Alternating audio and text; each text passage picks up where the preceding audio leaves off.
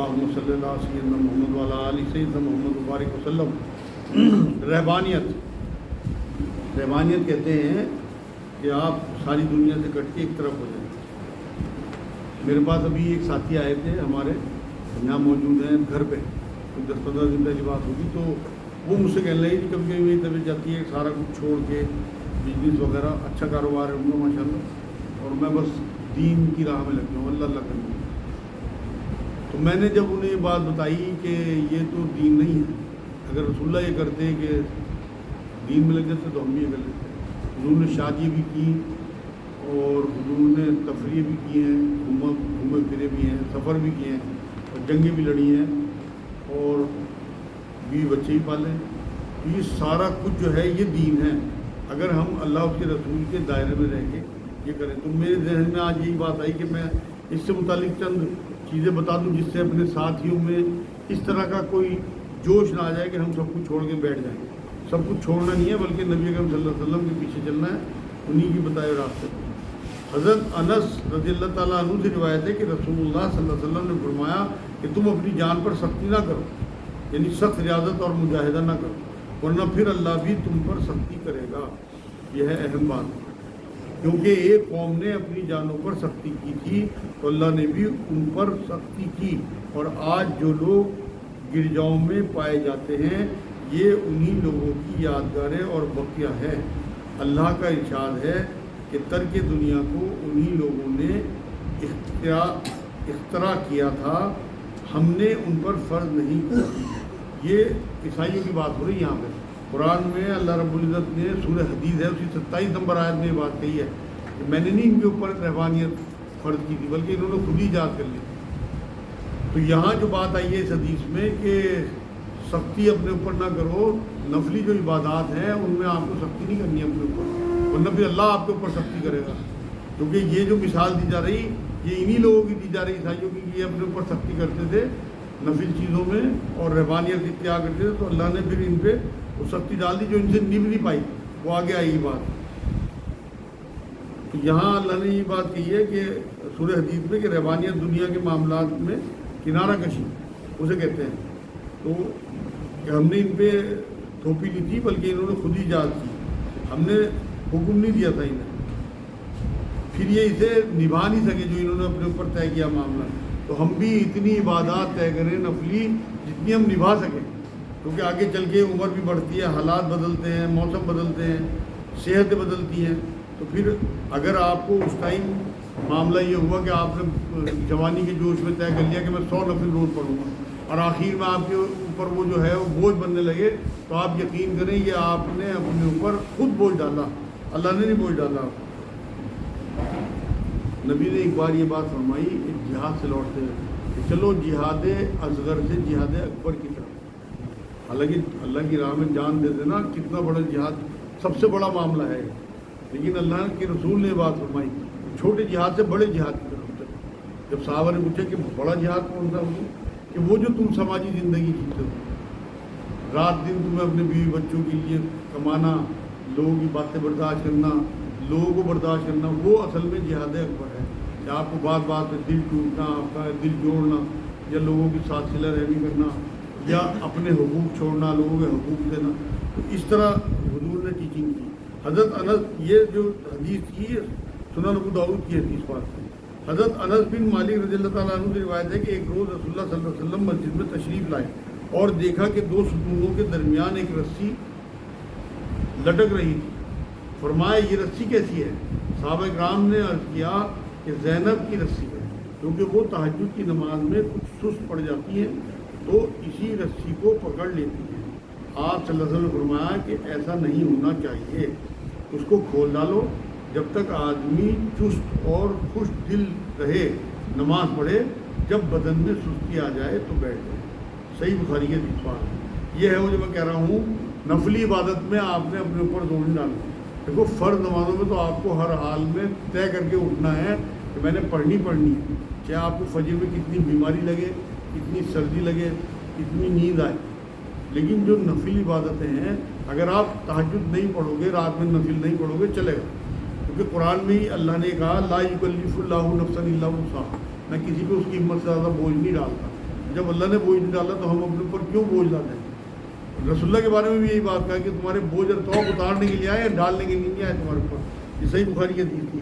حضرت عبداللہ بن عمرو بن العاص رضی اللہ تعالیٰ عنہ سے روایت ہے کہ ایک روز رسول اللہ صلی اللہ علیہ وسلم نے مجھے فرمایا کہ مجھ کو خبر دی گئی ہے کہ عبداللہ کہ تو دن میں روزے رکھتا ہے اور رات کو عبادت کرتا ہے. میں نے عرض کیا کہ جی ہاں یا رسول اللہ. آپ صلی اللہ علیہ وسلم نے فرمایا ایسا نہ کر, روزہ بھی رکھ اور روزے کو ترک بھی کر, رات کو عبادت بھی کر اور سو بھی, اس لیے کہ تیرے جسم کا بھی تجھ پر حق ہے, تیری بیوی کا بھی تجھ پر حق ہے اور تیرے مہمان کا بھی تجھ پر حق ہے.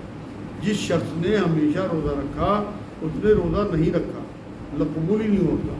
مہینے میں 3 دن کے روزے ہمیشہ کے روزوں کے برابر ہیں, تو ہر مہینے میں صرف 3 دن کے روزے رکھ اور مہینے میں ایک قرآن پڑھ. میں نے عرض کیا کہ اس سے زیادہ کی قوت رکھتا ہوں. آپ صلی اللہ علیہ وسلم نے فرمایا کہ تو پھر بہترین روزہ رکھ, یعنی داؤد علیہ السلام کا روزہ, کہ ایک دن روزہ رکھ اور ایک دن نہ رکھ, اور 7 راتوں میں ایک قرآن اور اس پر زیادہ نہ کر. صحیح بخاری صحیح مسلم کی حدیث پاک ہے. یہ کرائیٹیریا دے گئے نبی اکرم صلی اللہ علیہ وسلم کہ زیادہ سے زیادہ اگر نفلی عبادت کرنی ہے تو ایک دن کا روزہ اور ایک دن کی چھٹی.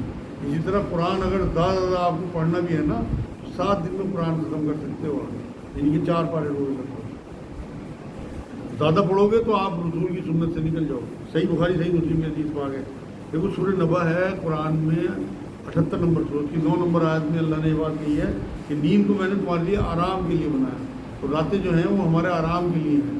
ہمارے جسم کا ہمارے اوپر حق ہے جو اس حدیث میں بتایا گیا. ہماری بیوی کا بھی ہم کا حق ہے. میرے پاس ایسی عورتیں آتی ہیں, وہ تو مجھے اپنے باپ کی طرح اپنے بھائی کی طرح بات بتاتی ہیں کہ جی 4 مہینے جو ہے وہ باہر سوتے ہو گئے ہمارے پاس. پہلے جماعت میں گئے ہوئے تھے 4 مہینے کی, اب آ کے باہر بستر لگا دیں. مطلب ان کی طبیعت ہی نہیں چاہتی ہمارے پاس آنے کی. بھیا آپ مجھے طلاق دو, فری ہو, حرام سے تو بچے کم سے کم. کہاں دین میں لکھا ہوا ہے؟ حضور کیا فرما رہے ہیں اپنے صحابہ کو کہ تمہاری بیویوں کا بھی تم کا حق ہے. وہ معصوم عورتیں اگر وہ آپ سے کہہ نہیں پا رہی, اس کا مطلب یہ ہے کہ آپ انہیں ذہنی ٹارچر کریں, جسمانی ٹارچر کریں. جب اللہ نے حق رکھا ہے, جسم کا بھی حق رکھا, تو پھر ان کا حق تو ادا کرو کم سے کم. آپ اگر آپ بہت زیادہ متقی پرہیزگار ہو تو اپنے آپ میں رہو. نبی اپنے صحابہ کو یہ سکھا کے جا رہے ہیں کہ تم نے سونا بھی ہے اور رات میں جاگنا بھی ہے.